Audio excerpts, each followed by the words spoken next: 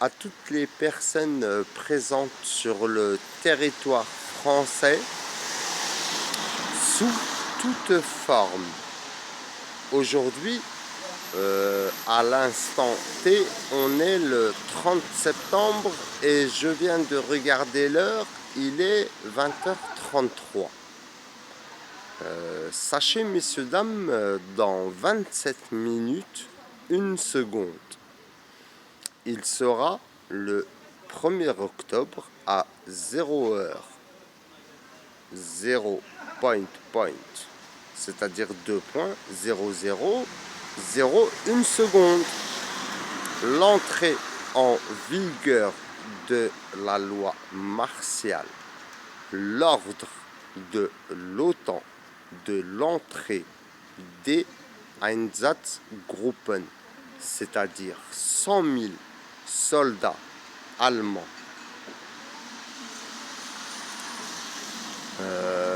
qui entreront à minuit 1 seconde le 1er octobre 2022. J'espère, messieurs, dames, qui comprenez cette langue, le français. C'est-à-dire, ça va de la francophonie à la francophonie. C'est ce que vous êtes devenus et vous vous êtes même surpassé. Ce qu'il remonte à Gérald Darmanin, le ministre de l'Intérieur, c'est-à-dire votre ensauvagement, messieurs, dames. J'aimerais juste vous le faire savoir. Et c'est vrai que je me dois de me présenter à vous. Je suis translucide. C'est-à-dire, vous me devez le respect. Je suis citoyen ici en France. Et moi, je vous parle français. Je ne vous parle pas allemand. C'est pas moi qui vous parlera allemand. Je vous parle français. Je ne sais pas où je me trouve en cette de la francophonie à la francophonie. Mais vous, là, qui vous exprimez français, et votre noyau qui vous trouvez en ce territoire, la France, son épicentre. Pour quelle raison 100 000 soldats allemands vont débarquer le 1er octobre à minuit 1 seconde, le 1er octobre 2022, une date à ne point oublier, messieurs, dames, sachez, la France et l'Allemagne ont une histoire prédescentrale. Imaginez la pensée bipolaire entre deux communautés issues de deux langues différentes. Imbibez-vous de l'histoire de l'Allemagne et de la France. C'est plus la France et l'Allemagne.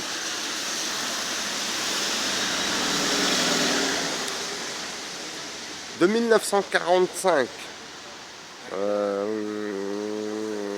la reddition de l'Allemagne sans condition par Keitel, le maréchal. Hitler était mort, qui est autrichien. La Commission européenne apparemment se trouve en Autriche et l'OTAN en Allemagne. Einsatzgruppen. Ça me rappelle la SS Gestapo, la caisse des impôts, l'Abwehr, le renseignement militaire, la Luftwaffe, l'aviation allemande, et j'en passe, hein, Valkyrie, le gros bouton hein, dans la valise du procureur de l'État.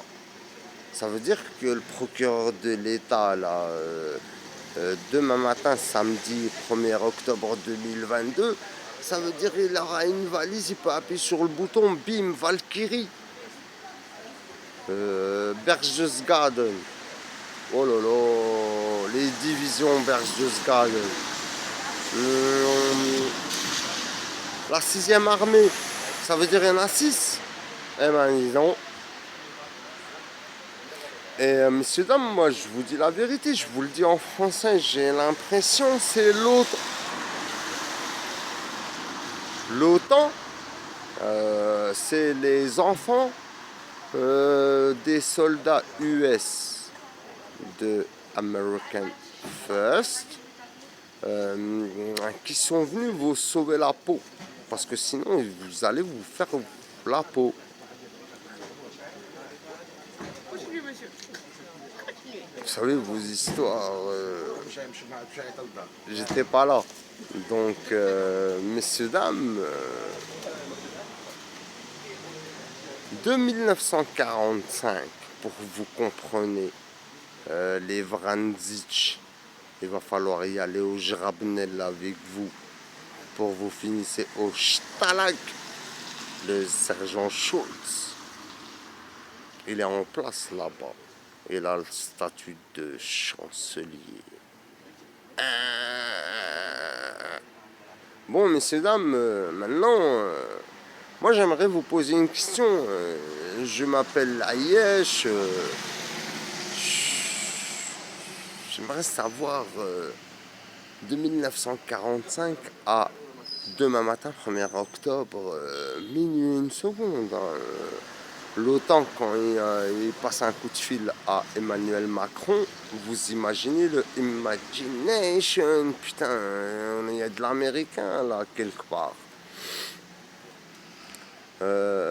Franchement, les Français, vous m'auriez demandé de vous soutenir à faire de l'Allemagne sa grandeur.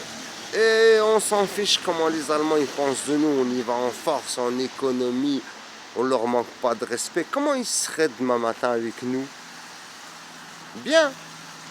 Mais le problème, ils arrivent 100 000, ils parlent allemand, ils sont en uniforme, on ne sait même plus quel département de sûreté, de sécurité, département militaire, département de recherche militaire. Oh là là! Bref, pour vous compreniez, messieurs dames, ce territoire, l'Europe en français, l'Europe en arabe, l'arabe. Il suffit juste de remplacer la lettre B par la lettre P de l'Europe et le Ain par le EU. Ça s'appelle l'arabe. Mais bon, c'est pas chez nous, nous, les Arabes. Moi, je suis un arabe. Je suis irakien. Le berceau des civilisations, la Mésopotamie, et j'en passe, et j'en passe. Et pourtant, je suis laïque, moi. Vous vous souvenez de Monsieur Saddam Hussein, paix et prière en son âme, paix en son âme surtout, pardon, paix et prière en son âme, c'est un autre, il s'appelle Mohamed. C'est le seul. Mais bon, je suis laïque toujours. Laïque, ça veut dire en Irak, ça veut dire si je veux fumer un joint, boire une bière en France, les Einsatzgruppen, ils vont pas me l'interdire, moi. Toi, Français, policier, gendarme, militaire, fonctionnaire, costard-cravate, politique, économiste, ce que tu veux, là, ce que tu as voulu faire, Français. Pourquoi tu me l'as interdit dans la cité? J'étais ici en France. Regarde comment je te parle français. Ça se fait pas, oh là, ce que t'as fait. T'as pété la cité, oh là. Tu m'as envoyé Nicolas Sarkozy, président, hein, pour me parler d'insécurité qu'il va falloir carchériser tout ça. Vous vous rendez compte, la police française, elle a perdu une arme à Chenauve dans le 21 300. Ils m'ont approché, ils m'ont parlé gentiment. La police nationale, ils étaient 4 en civil, armés. Ils m'ont contrôlé, ils m'ont respecté. Bizarrement, c'était pas habituel, la France. Et je m'étais posé une question sur place. Et après mon contrôle, ils me disent attendez, vous savez qu'une arme de police, un SP 2022, avec 14 munitions dans le chargeur et une dans le canon, et sur la culasse gauche. Quand je vous parle les Français, ce message, je l'adresse à la police parce qu'ils savent tous que sur la culasse gauche du Sig Sauer SP 2022, il est gravé entre 2 étoiles, propriété de l'État. Franchement, la France, les Français, même que vous vous appelez Français, même que vous vous appelez Ange, même que vous vous appelez multimilliardaire chacun, mon histoire, oh là là, il faut l'écouter, il faut la partager, il faut la comprendre pour déduire de ce qui se passe en ce monde actuellement. La France, je te raconte cette histoire des Français, de vous tous, hein. Cette histoire, elle s'est passée en 2008. Envoyez vos enquêteurs, vos journalistes, qui vous voulez, dans le 21 à Dijon, département de Côte-d'Or, région de Bourgogne.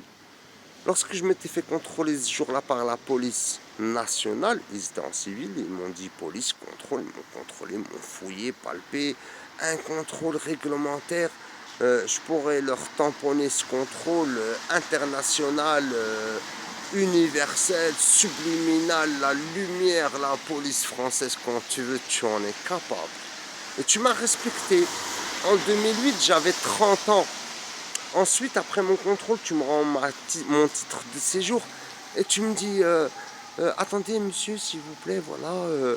Est-ce que vous savez qu'une arme de police a été perdue par un gardien de la paix un collègue à nous, il poursuivait un jeune qui devait effectuer une peine de prison de 10 ans.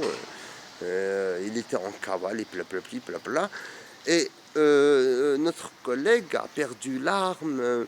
Il s'est relevé, il s'en est pas rendu compte, il a continué à courir après le jeune, et d'autres jeunes étaient dans la cage d'escalier, étaient en train de fumer des joints. Je ne les accuse pas, messieurs, dames, vous savez pourquoi? Parce que ces jeunes, ils n'ont que ça à faire. Et il pleuvait le pire. Il fallait vraiment stationner dans la cage d'escalier. Les cités des jeunes, je suis un ancien, un vrai. Ce que je raconte, vous savez, c'est vrai quand il pleut. Vous voulez aller où? La France, elle n'a pas voulu qu'on aille où on veut. Elle nous a dit, vous restez dans les cages d'escalier. C'est comme ils y étaient, en train de fumer des joints. Ils n'avaient que ça à faire. Et ils voyaient l'action en direct et voyaient l'arme sur la pelouse. En fait, le gardien de la paix avait glissé sur la pelouse, il pleuvait, il est tombé, il a fait des cabrioles, il a fait tomber son arme. Et il s'est relevé, il a continué à courir après les jeunes. Les gamins, quand ils ont vu ça, ils ont ramassé l'arme, ils l'ont caché, ils ont eu pris peur. Ils se sont dit, c'est chaud. Une arme avec des munitions, quand ils l'ont vu et ils l'ont eu entre les mains, parce qu'un des jeunes a dit, pendant qu'il était en train de fumer son joint, il a dit, putain, regardez le flic, il a fait tomber son arme. Oh, ils l'ont ramassé, ils l'ont caché. 37 jours. Au bout de 37 jours, messieurs, dames, ils n'arrivent pas à la récupérer, chenauve, encerclée, cadrée, trop de flics, trop de CRS et j'en passe. Hein. Vous imaginez un peu tous les services de renseignement. Les flics qui m'ont contrôlé, c'était 4, ils n'étaient pas 3 d'habitude. Là-bas, qui sont 3, quand ils sont 4, ça veut dire c'est un département à 4 lettres. Hein. Ça va plus loin, ça veut dire direction générale de la sûreté intérieure. Qui aurait pu me parler? Et ils me disent, voilà, cette arme, elle est extrêmement dangereuse. Elle porte des munitions qui font 2 km de longueur après le tir. C'est-à-dire que toutes les personnes qui se trouvent en face, ils se la prennent. Le projectile. Franchement, je vous dis la vérité, je n'ai peur seulement de Dieu. J'ai pris peur ce jour-là. Des innocents, des victimes, ils se prennent une cartouche, les gamins ils sortent l'arme, ça s'embrouille entre eux, ils perdent le contrôle, il n'y a plus rien qui va dans la cité, et ils commencent à se tirer dessus, une bagarre de cité, ils sortent cette arme, ils se rendent même pas compte de ce qui a gravé sur la culasse gauche, propriété de l'État, avec trop de numéros. Vous imaginez un peu cette arme, et vous là qui êtes des flics, des gendarmes qui portaient cette arme, le SP2022, vous savez son importance. Réellement, on parle Einsatzgruppen, 1er octobre 2022, minuit 1 seconde, hein, ça rigole pas, quand l'OTAN il parle à Macron. Et Macron, il sait la vérité, ce que vous savez pas. Macron est obligé de s'y appliquer. Et vous le savez, vous l'avez vu par différentes vidéos qui vous ont envoyé en mode subliminal pour que votre subconscient en prenne réellement conscience. Donc, moi je vous raconte juste mon histoire. Les flics ils me disent, il a été dit par les plus hautes autorités de l'État plus d'autorité de l'État. Comme ça, ils m'ont fait. La personne qui se démène à récupérer cette arme entre les gamins de 20 ans, et nous le savons qu'ils ont 20 ans, ce jour-là, en 2008, j'avais 30 ans. Moi, je parle pas avec les gamins de 20 ans. Je les ai vus grandir, tout ça, salam, ça va. Y a pas de problème. Je fume un joint avec eux, je discute avec eux. Le premier qui me manque de respect, je l'évite. La lévitation. Éviter quelqu'un. Rester disponible.